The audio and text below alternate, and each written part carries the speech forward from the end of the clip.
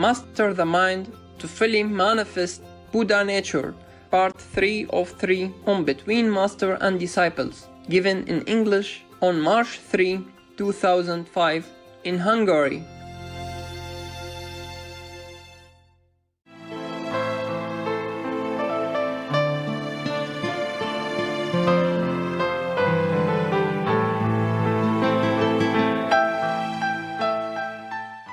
Do not be too proud if you are successful. If the disciple or the fellow practitioner worship you or something, do not be too proud about it. Understand?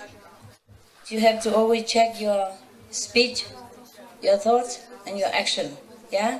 Whether it is correct, whether it is normal. Because if you're too proud, too confident, you could do wrong. Yeah? Like sometimes when you're too happy or too sad, you drive the car. Sometimes you're not careful. Yeah. So always be very vigilant about what you think, what you do. Otherwise, it's always messed up. Not just your life, everybody else's life. Understand? And we can't afford that because we cause karma. Every time we do something wrong, we cause karma. And if you do something wrong against me, that is worse. I'm not saying that so that you do things for me. No, it's the truth. You know that, right? Because if you mess up with my life or my schedule, you mess up with a lot of people. And that's why it's big karma.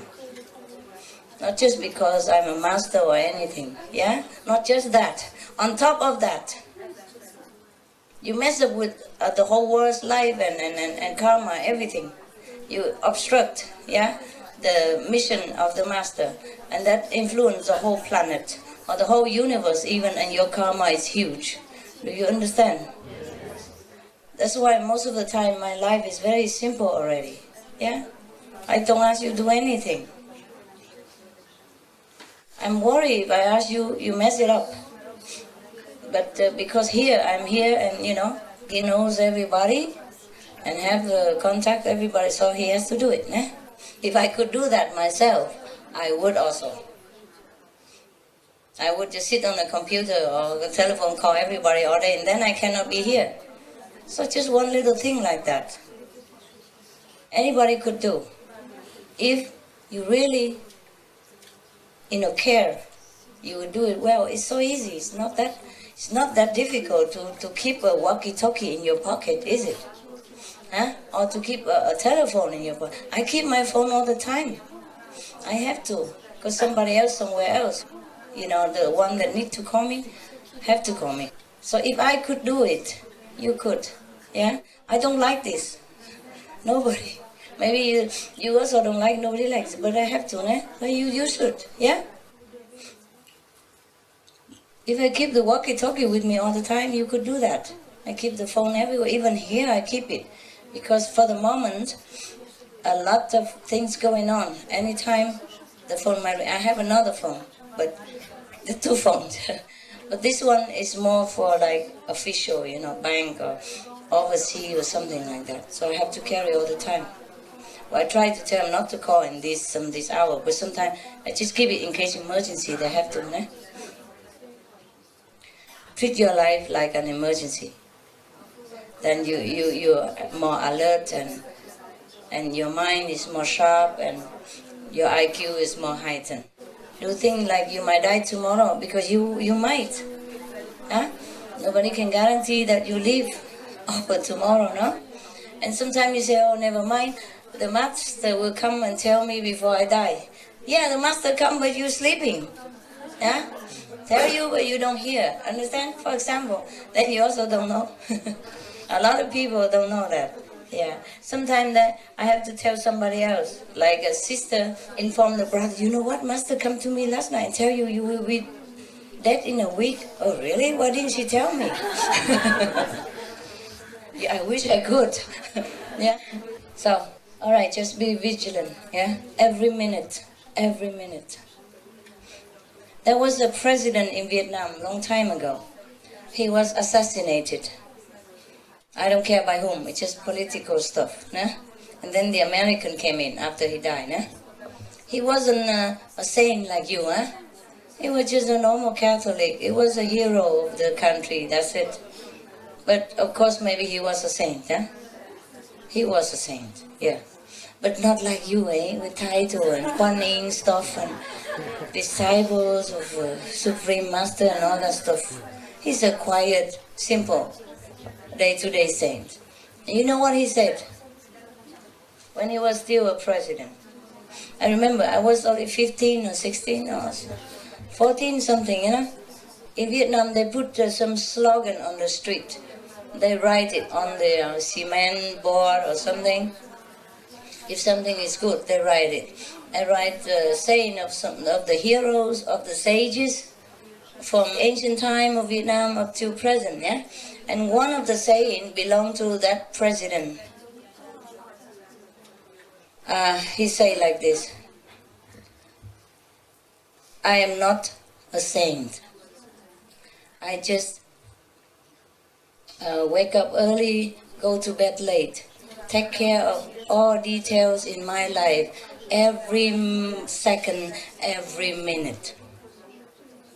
He said he take care of everything, just second after second, minute after minute, every second, every minute. He take care of his responsibility every second, every minute. That is really the wise thing to say and to do.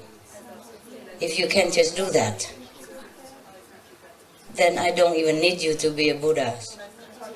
Yeah? Then you will be a Buddha automatically. And everybody will be very happy with you. And you will bring joy, happiness, and order into this world. And peace will come. Do not think what you do don't affect anybody. No, it does a great deal. Don't be cheated by Maya. Alright? Just do your best. Always be diligent, be vigilant. Do not listen to your habit, listen to the mind. I always do this, I'm family head, you know, I always do this before, why can't I do it now? You are different now, yeah? Get used to it. Get used to that you are sane, get used to that you are Buddha, okay? And do things like one. Is that difficult? Yeah, huh? Try. Not really. If you just leave the ego alone, do it every second, every minute as like fresh. First time, and do the best. Or like the last time. Do everything like the first time and the last time. Do everything like everything else, hang on it. Every other life hang on it, because it might. Other people's life might hang on what you're doing. We are connected, you know that? Yeah? Every time is different, every day is different. My life is always in emergency. Remember this, okay? My life is an emergency. You never know, I just leave you next second, I will not even be able to tell you, even if I want to. I always have to do that. Understand this? So it's now, only this minute, this second. There's no next time, no tomorrow, and every day different. I left and come here. None of my household person know anything about it. And except the one that come with me, none know that I'm here. None know that I even left the country. Because sometimes it's not necessary to tell them. Sometimes it's better that they don't know, for their peace of mind. So they don't cause trouble, they don't panic, all kind of things. So most of the problem, emergency problem, anything, I just keep all in my heart, all by myself. Even the person next to me only know whatever he needs to know. He doesn't know everything. So I have to plan everything, I have to meditate on everything, and I have to take care of everything individually and differently. Tell everybody do different things. And not that even the next person don't even know the other person what he's doing. Because instruction is different. If they know too much, they mess up with each other. I must say that, but I think it's better do this, and then it's messed up. So always the same. Sometimes I instruct somebody to do, a resident to do something, and then the next person overheard it. Just half of the sentence through the phone. And then later, could influence the one that I instruct what to do opposite of what I said. Can you imagine? It happened all the time. So whomever I tell, just one person or two person, whoever necessary. And because the negative mind can trick you to do the opposite and obstruct my mission, or whatever I want other people to do. Can you imagine that, huh? I'm already very careful to tell each person one, but sometimes they come in and overheard it. Half a sentence only, half of what I told, and still can tell the person do the opposite. And when I know about it, it's too late already. I can't just sit there 24 hours and calling him, what you do now, every minute telling him, asking him what to do, because once I instruct some person what to do, I have other instruction for other people and I have other things to do. I have the whole universe to take care. The things I do outside is very little. It's what I do inside is more. And the inside things also take time sometimes. The automatic thing for the inside is different, but the thing connecting with people, karma, and network, it takes some time. You have to meditate to dispel all this, some heavy karma. I have to meditate long time to remove the obstruction and to construct a new pattern so that the person can follow that instead of this. And it takes really a lot of time. Do you understand now? Yes. I don't just always sit here and laugh and then all things gone. Because karma has weight and has cost. So it's heavy and it's expensive. By all means, even financially. So if in the future you have a chance, you always want to help me, all of you, I know that. But if you have a chance to help me, just do exactly what I tell. Or ask me what I want. So don't just do the way you decide, because you will mess up more than you have. So rather you don't help, or you help the way I want it. Okay? Because I'm the one responsible for what I want. No? If it's wrong or right, I will take care of it. You should not think I'm wrong and then do it the way you want, without informing me in advance even of your good idea. Everybody will look on you as a doctor, no longer a sloppy student, so be careful, all right? Yes. Never mind, it's okay. I told you already it's easy to get a Buddha than to train the mind. Huh? So do not have an illusion that a person become a Buddha, he's perfect already immediately. That's the point, do you understand? Yes. Okay. So don't poison him further than he already suffocated with. Nah? Not too much praising, not prostrating, not giving too much stuff, not always, bowing and all that stuff. Leave him alone, yeah? Leave the Buddhas alone, or he die quick. And then you lose one Buddha, and it's already rare to find. Capiche? Yeah, okay, good. You've grown up enough. Don't make me have to carry all the time. And it's even difficult to carry you if you want to stamp your feet in one place.